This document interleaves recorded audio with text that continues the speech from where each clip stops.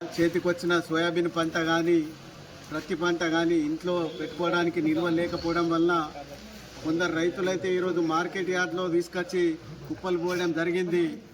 ఆ రైతుల అవస్థను గమనించి మేము ఈరోజు బీఆర్ఎస్ పార్టీ ఆధ్వర్యంలో రైతుల పక్షాన బేలా మార్కెట్ యార్డ్లో ధర్నా చేయడం జరిగింది. ఈ ధర్నా యొక్క ముఖ్య ఉద్దేశం కేంద్ర ప్రభుత్వం సోయాబీన్ పంటను కొనుగోలు చేస్తుంది. రైతులకు మరియు కేంద్ర ప్రభుత్వానికి మధ్యవర్తిగా ప్రభుత్వ రంగ సంస్థలు కొనుగోలు చేస్తాయి. ఈరోజు తహసీల్దార్ గారు వచ్చి మా తరఫున మార్కెట్ డిఎం గారితో మాట్లాడి ఏ రోజు కొనుగోలు చేస్తారనేది వాళ్ళని అడిగిన పిమ్మట సోమవారం నుంచి సోయా పంటను కొనుగోలు చేస్తామని డిఎం గారు హామీ ఇవ్వడం జరిగింది.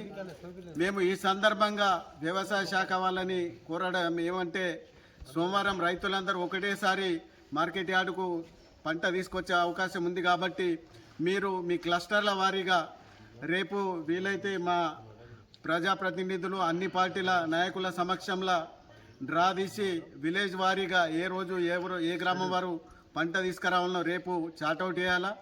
మరి గత బీఆర్ఎస్ ప్రభుత్వం ఉన్నప్పుడు దసరా నుంచే దాదాపు సోయా పంట చేతికి వచ్చిందంటేనే ఖచ్చితంగా కొనుగోలు జరిపేవారు. గతంలో ఇప్పుడున్న ఎమ్మెల్యే గారు గతంలో బీజేపీ పార్టీ అధ్యక్షుడిగా ఉన్నప్పుడు మాకు గుర్తుంది, ఇదే మార్కెట్ యార్డ్లో సుత్లీ లేకుంటే ఒకరోజు వచ్చి ధర్నా చేసిండు, దబ్నం లేకుంటే ఒకరోజు వచ్చి ధర్నా చేసిండు. కానీ ఈరోజు పంట మొత్తం చేతికి వచ్చి మార్కెట్ యార్డుకు వచ్చిన ఎన్నికల్లో తిరుగుతూ ఉన్నారు కాబట్టి ఎమ్మెల్యే గారు రైతుల్ని పట్టించుకోవడం లేదు.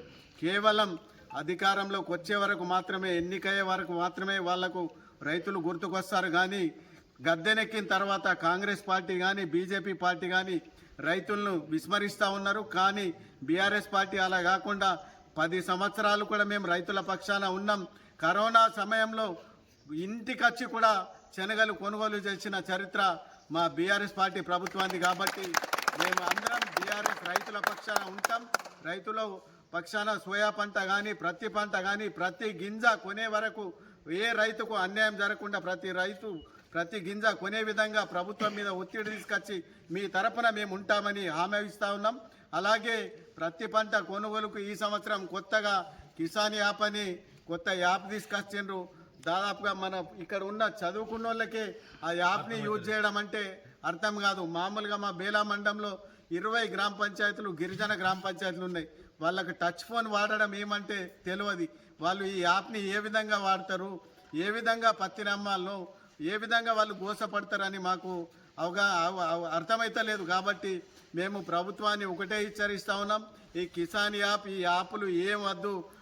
ప్రతి సంవత్సరం ఏ విధంగానైతే కొనుగోలు చేసిండ్రో అదే విధంగా కొనుగోలు చేయాలని, లేని ఎడల రైతుల పక్షాన పెద్ద మొత్తంలో ధర్నా కార్యక్రమాలు తీసుకొని కిసాన్ యాప్ లేకుండా పత్తి కొనే విధంగా ప్రభుత్వం మీద ఒత్తిడి తీసుకొస్తామని తెలియజేస్తా ఉన్నాం.